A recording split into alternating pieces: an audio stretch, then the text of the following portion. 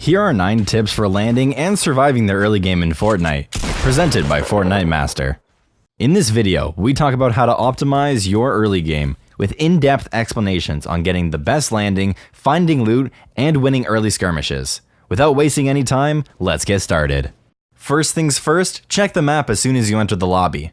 Fortnite will display the battle bus's route on the map, which is great for determining your drop location ahead of time. Not only will this diffuse any confusion between party members, it gives you a ton of information about where many players will end up dropping. This leads us to our next tip, choosing the right drop location.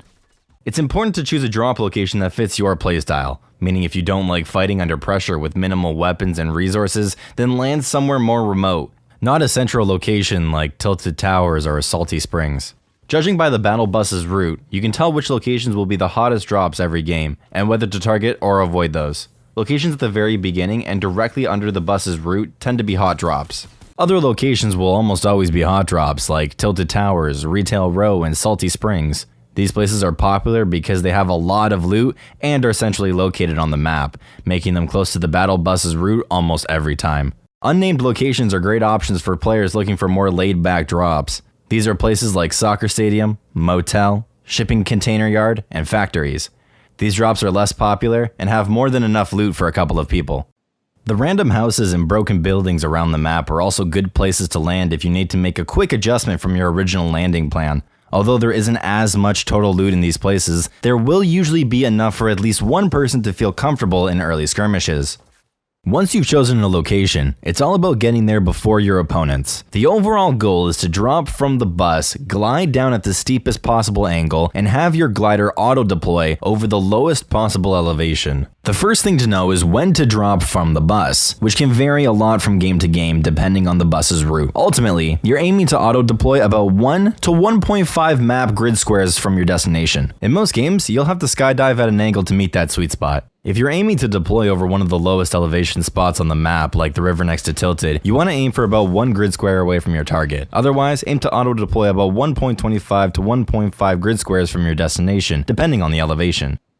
Landing at different locations on mountains like Viking Village or the new Haunted Castle is a little different because they're already so high. For these, aim for a spot off the edge of the mountain when gliding.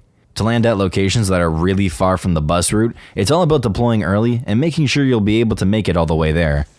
Another thing to remember is that you want your glider to auto-deploy over the lowest elevation. Your glider automatically deploys when you're a certain distance above the ground, so it's important to keep an eye on the terrain below when gliding. You'll be forced to deploy much higher if you're gliding over a mountain, rather than the lowest valley or a river. Things like roads, rivers, and valleys in between hills are best spots to aim for when you're trying to deploy at the lowest possible elevation.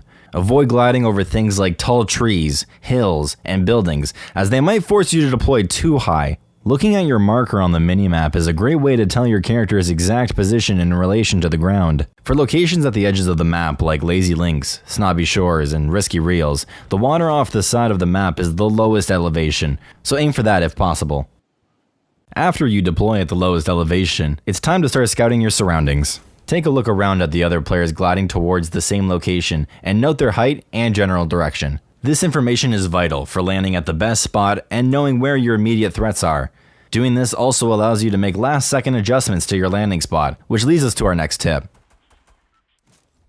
We wouldn't recommend landing at a spot if somebody beats you there. For example, if you're aiming for the roof of a building and see someone landing there first, don't land on that same roof. Chances are you won't get the loot. Instead, try landing on the ground floor or aiming for a different building altogether.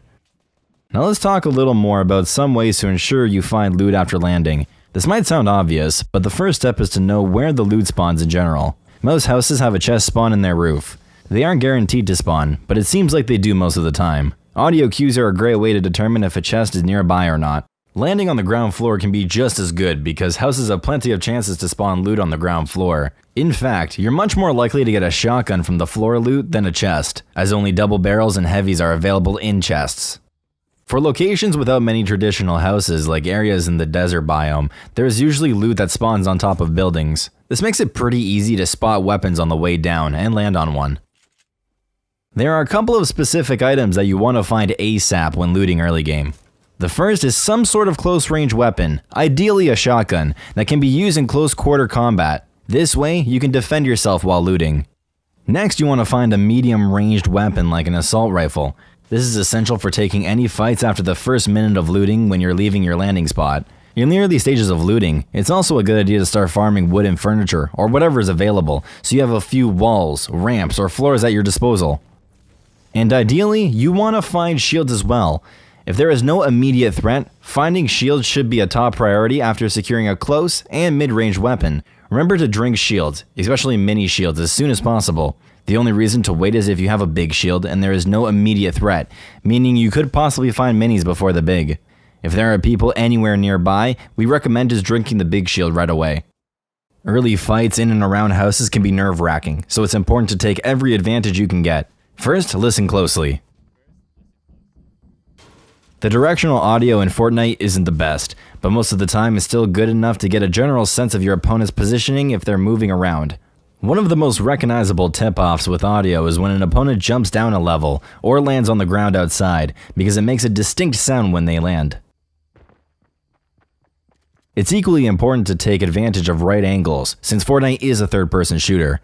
Using the third-person camera, you can look around right-hand angles without exposing yourself. Right-hand angles are a huge advantage in fights too. If you look at your crosshair, it sits to the right of your character model. So when you peek around right-hand corners, you only have to expose a small portion of your body to shoot. When peeking left-hand corners, you practically have to walk into the open to shoot without hitting the wall. Thank you so much for watching this video. If you've enjoyed, then please hit the subscribe button as well as the bell to stay updated and notified for when we post a new video. From over here at Fortnite Master, my name is the Sage One, and we're out. Peace.